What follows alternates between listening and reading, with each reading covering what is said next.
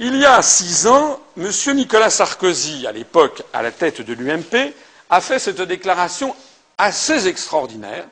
En fait, c'était une déclaration en off, comme on dit, qui a été trahie par Thomas Lebègue dans Libération du 22 avril 2005. « Si vous votez non, ça ne vous fera même pas plaisir », a dit M. Sarkozy. Comme je le dis souvent, c'est pas vrai, moi ça m'a fait très plaisir. Vous allez garder l'Europe telle qu'elle est, vous allez garder l'Europe telle qu'elle est, et vous allez continuer à mourir. C'est quand même incroyable.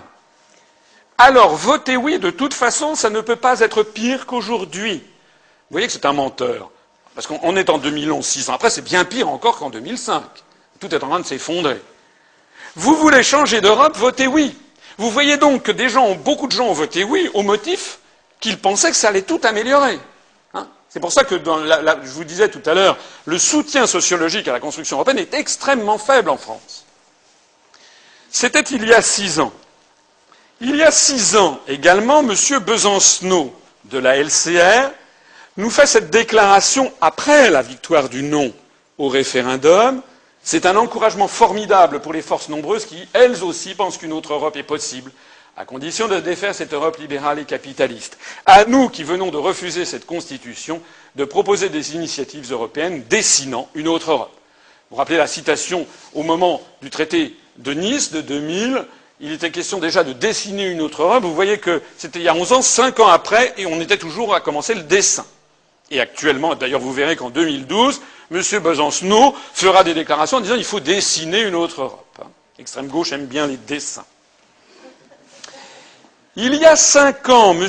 Le Pen dit « On m'accuse d'être contre l'Europe. C'est absurde. La France est la plus vieille nation d'Europe.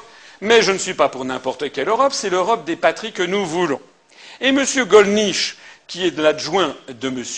Le Pen, précise, toujours dans cette dépêche AFP du 16 juin 2006 intitulée « Le Front National cherche à nuancer son discours sur l'Europe », M. Gollnisch précise « Si Jean-Marie Le Pen est élu à la présidence de la République, il ne proposera pas la sortie de l'euro, et encore moins de l'Europe. Mais il proposera en échange de récupérer des pouvoirs fondamentaux en matière fiscale ou en matière de frontières. » Il proposera.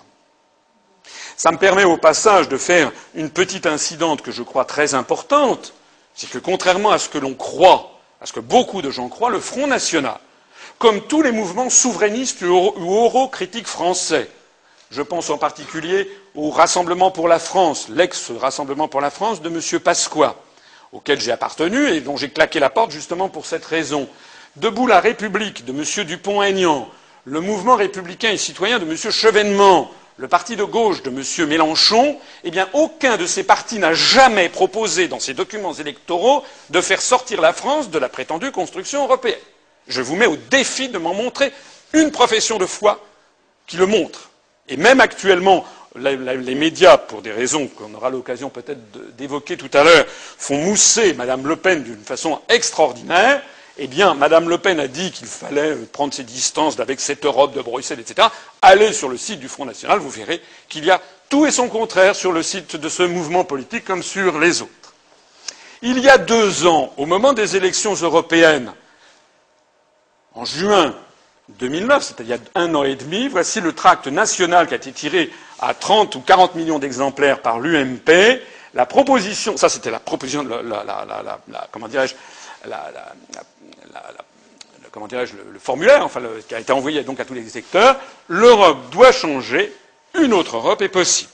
En fait, ils disent tous la même chose. Ils disent tous exactement le même slogan. On se demande d'ailleurs pourquoi les électeurs votent pour l'un ou plutôt que pour l'autre.